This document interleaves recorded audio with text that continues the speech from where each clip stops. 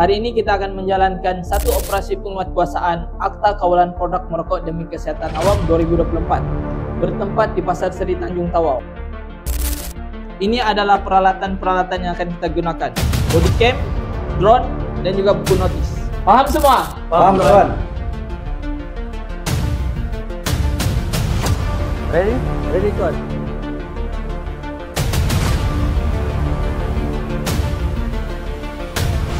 Okay, clear. Ready for takeoff.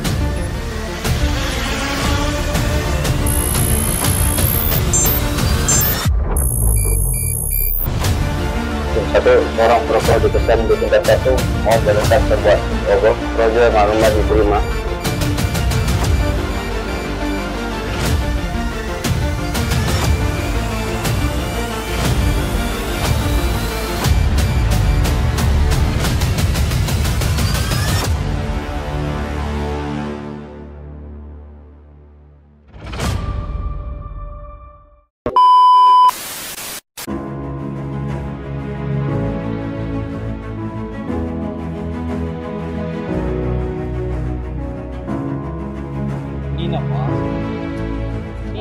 Action. Paham semua? Paham. Paham lah, gila. Suara bunyi, bang.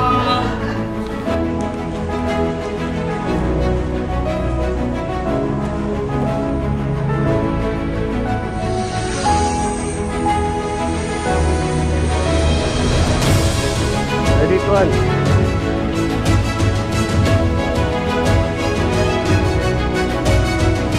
Okay, dah larangan.